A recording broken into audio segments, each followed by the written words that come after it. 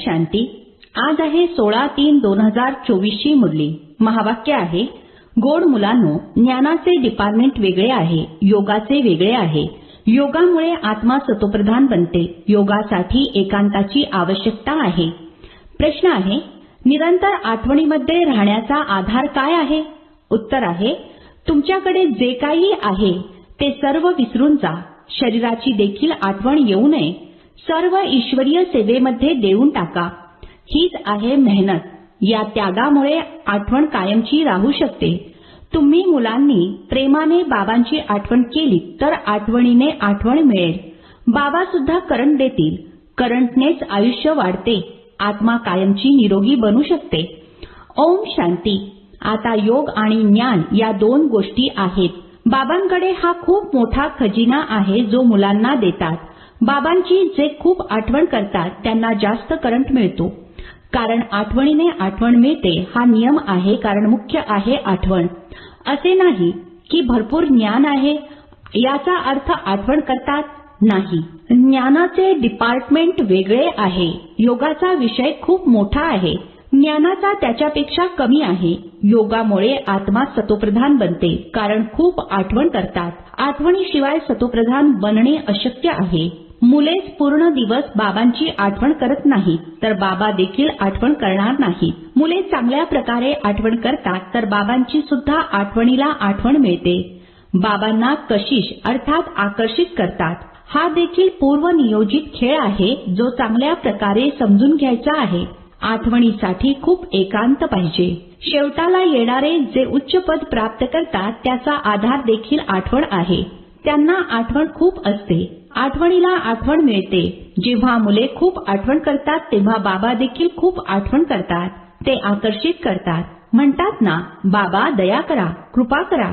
यामध्ये देखील पाहिजे आठवण. चांगल्या रीतीने आठवण कराल तर आपोआप ते आकर्षण होईल. करंट मिळेल. आत्म्याला आतून वाटते की मी बाबांची आठवण करते तर ती आठवण एकदम भरपूर करते.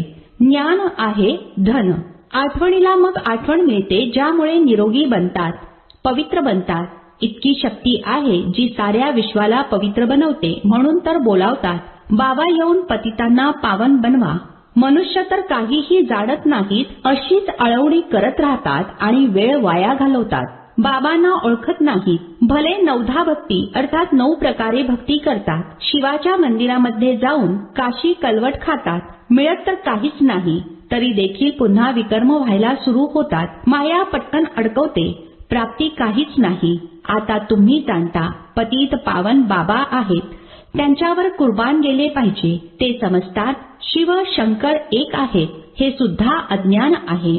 इथे बाबा पुन्हा पुन्हा सांगतात, मन मना भव. माझी आठवण करा तर तुम्ही पवित्र बनाल. तुम्ही काळावर विजय प्राप्त करता.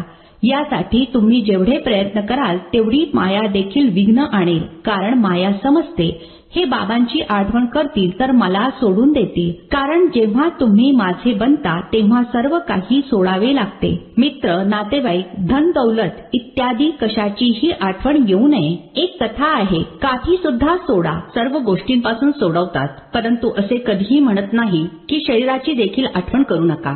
बाबा म्हणतात, हे शरीर तर जुने आहे, याला देखील विसरा. भक्ती मार्गातील गोष्टी सुद्धा सोडून द्या. एकदम सर्व काही विसरून जा किंवा जे काही आहे ते कार्यामध्ये लावा. तेव्हाच आठवण टिकेल. जर उच्च पद मिळवायचे असेल तर खूप मेहनत केली पाहिजेत. शरीर सुद्धा आठवू नये. अशरीरी आला होता, अशरीरी बनून जायचे आहे. बाबा मुलांना शिकवतात. त्यांना स्वतःसाठी कोणतीही इच्छा नाहीये. ते तर सेवा करतात. बाबांना तर ज्ञान आहे ना. हा बाबा आणि मुलांचा एकत्र खेळ आहे. मुले देखील आठवण करतात तर मग बाबा बसून सर्च लाईट देतात. कोणाला फार ओढ लागली तर बाबा बसून लाईट अर्थात प्रकाश देतात. फार ओढ नसेल तर हे बाबा अर्थात ब्रह्मा बाबा बसून बाबांची आठवण करतात. कधी कोणाला करंट अर्थात प्रकाश द्यायची असेल तर झोप उडते. ही चिंता लागून राहते की अमक्याला करंट अर्थात प्रकाश द्यायची आहे. ज्ञानाने आयुष्य वाढणार नाही, करंटने आयुष्य वाढते. एवर हेल्दी बनतात. या दुनियेमध्ये कोणाचे आयुष्य 125-150 वर्ष सुद्धा असते तर नक्कीच निरोगी असतील. भक्ती देखील खूप करत असतील. भक्तीमध्ये देखील थोडा तरी फायदा आहे, नुकसान नाही. जे भक्ती सुद्धा करत नाही त्यांचे मॅनर्स अर्थात शिष्टाचार देखील चांगले नसतात. भक्तीमध्ये परमेश्वरावर विश्वास असतो. धंद्यामध्ये खोटेपणा, पाप करणार नाहीत, क्रोध येणार नाही. भक्तांची देखील महिमा आहे. मनुष्यांना हे माहीत नाही आहे की भक्ती केव्हा सुरू झाली. ज्ञानाबद्दल तर काहीच माहीत नाही. भक्ती सुद्धा शक्तिशाली होत जाते. तरी देखील जेव्हा ज्ञानाचा प्रभाव पडत जातो तेव्हा मग भक्ती एकदमच सुटते. हा सुख आणि दुःख, ज्ञान आणि भक्तीचा खेळ बनलेला आहे. मनुष्य म्हणतात सुख दुःख परमेश्वरच देतो आणि मग त्याला सर्वव्यापी म्हणतात.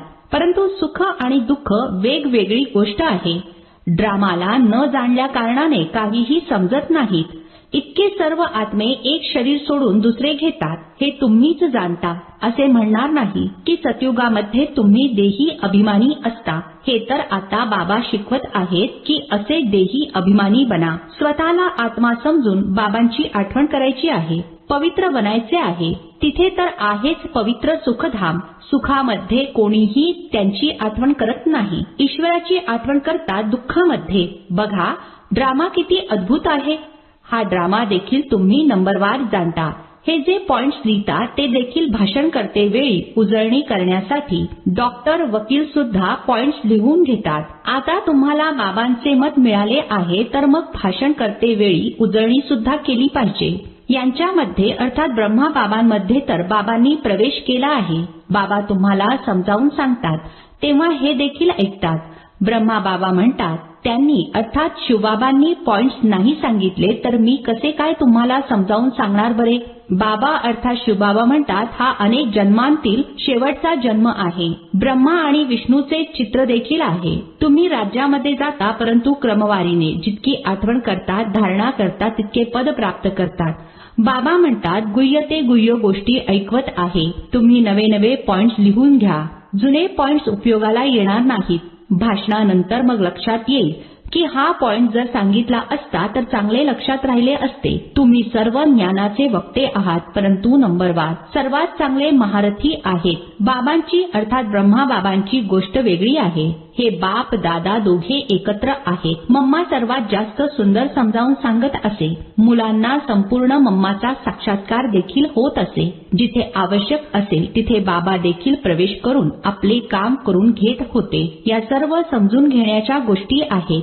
शिक्षण मोकळ्या वेळेत होते. पूर्ण दिवस तर काम धंदा इत्यादी करतात. विचार सागर मंथन करण्यासाठी मोकळा वेळ पाहिजे, शांती पाहिजे. समजा कोणाला करंट द्यायचा आहे, कोणी चांगली सेवा करणारा मुलगा आहे तर त्याला मदत करायची आहे. त्याच्या आत्म्याची आठवण करावी लागते. शरीराची आठवण करून मग आत्म्याची आठवण करायची आहे अशी युक्ती करायची आहे.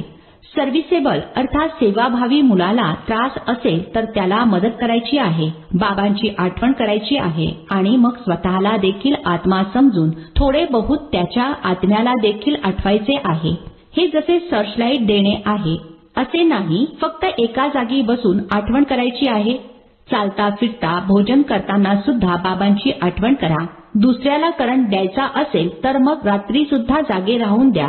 मुलांना समजावून सांगितले आहे. पहाटे उठून जितकी बाबांची आठवण कराल तितके आकर्षण वाढेल. बाबा देखील लाईट देतील. बाबांचा हाच उद्योग आहे मुलांना सर्च लाईट देण्याचा. जेव्हा खूप सर्च लाईट द्यायचा असतो तेव्हा देखील बाबांची खूप आठवण करतात तर मग बाबा देखील सर्च लाईट देतात. आत्म्याची आठवण करून सर्च लाईट द्यायचा असतो. हे बाबा अर्थात ब्रह्मा बाबा देखील सर्च लाईट देतात. मग याला कृपा म्हणा, आशीर्वाद म्हणा, काहीही म्हणा. सेवाभावी मुलगा जर आजारी पडला तर दया येईल. रात्री जागून सुद्धा त्याच्या आत्म्याची आठवण करतील कारण त्याला शक्तीची आवश्यकता आहे. आठवण करतात तेव्हा रिटर्न मध्ये आठवण मिळते. बाबांचे मुलांवर खूप प्रेम आहे त्यामुळे त्यांच्यापर्यंत देखील आठवण पोहोचते. बाकी ज्ञान तर सोपे आहे. त्यामध्ये मायेची विघ्ने पडत नाहीत. मुख्य आहे आठवण. यामध्येच विघ्न पडतात. आठवणीने बुद्धी सोन्याचे भांडे बनते ज्यामध्ये धारणा होते. एक म्हण आहे सिंहिणीचे दूध सोन्याच्या भांड्यातच साठवले जाते. या बाबांच्या ज्ञानधनासाठी सुद्धा सोन्याचे भांडे पाहिजे. हे तेव्हा होईल जेव्हा आठवणीच्या यात्रेमध्ये राहाल. आठवण केली नाही तर धारणा होणार नाही. असे समजू नका की बाबा अंतर्यामी आहेत. काही बोलले आणि झाले हे तर भक्ती मार्गामध्ये होते. बाळ जन्मले तर म्हणतील गुरुची कृपा आहे. जर नाही झाले तर म्हणतात ईश्वराची भावी. रात्रंदिवसाचा फरक आहे. तुम्हा मुलांना ड्रामाचे रहस्य तर बाबांनी चांगल्या प्रकारे समजावून सांगितले आहे. तुम्ही देखील आधी जाणत नव्हता. हा आहे तुमचा मर्जीवा जन्म. आता तुम्ही जाणता. आपण आता देवता बनत आहोत.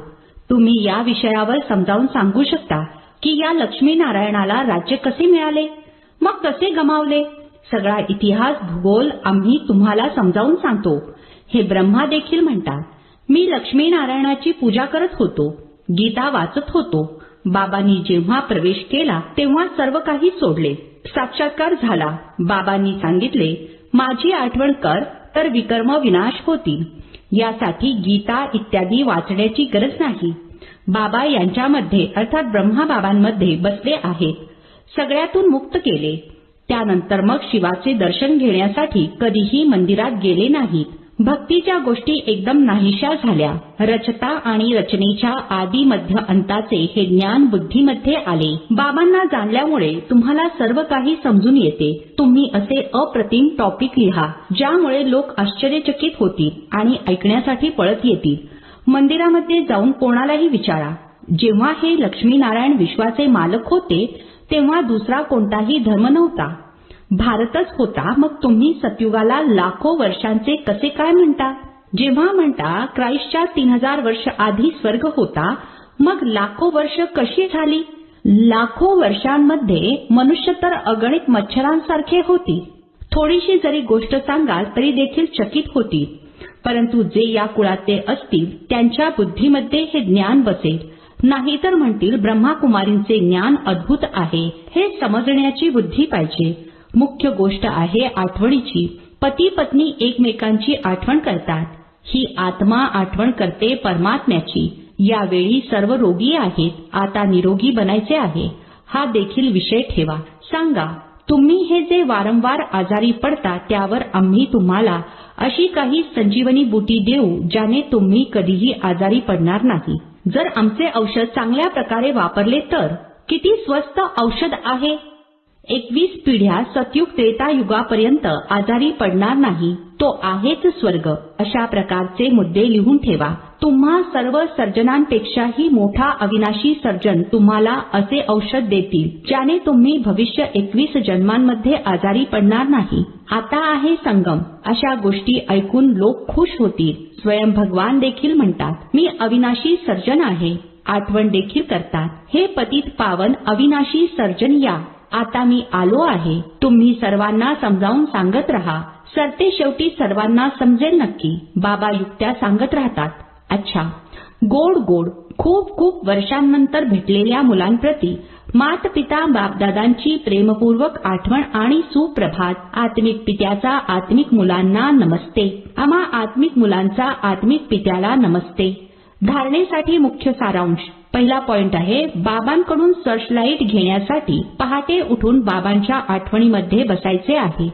रात्रीचे जागून एकमेकांना करंट देऊन मदतगार बनायचे आहे. दुसरा पॉइंट, आपले सर्व काही ईश्वरीय सेवेमध्ये सफल करून या जुन्या शरीराला सुद्धा विसरून बाबांच्या आठवणीमध्ये राहायचे आहे. पूर्णतः बलिहार जायचे आहे. देही अभिमानी राहण्यासाठी मेहनत करायची आहे. आजचे वरदान आहे, स्वदर्शन चक्राद्वारे मायेच्या सर्व चक्रांना अर्थात समस्यांना नष्ट करणारे मायाजीत भव. आपणच आपल्याला जाणणे अर्थात स्वतःचे दर्शन होणे आणि चक्राचे ज्ञान जाणणे अर्थात स्वदर्शन चक्रधारी बनणे. जेव्हा स्वदर्शन चक्रधारी बनता तेव्हा मायेची अनेक चक्र अर्थात समस्या आपोआप नाहीशी होतात. देहभानाचे चक्र, नात्यांचे चक्र, समस्यांचे चक्र, मायेची अनेक चक्रे आहेत. 63 जन्म याच अनेक चक्रामध्ये अडकत आलात. आता स्वदर्शन चक्रधारी बनल्यामुळे मायाजीत बनलात. स्वदर्शन चक्रधारी बनणे अर्थात ज्ञान योगाच्या पंखांद्वारे उडत्या कलेमध्ये जाणे. स्लोगन आहे, विदेही स्थितीमध्ये राहाल तर परिस्थिती सहजच पार होतील. ओम शांती.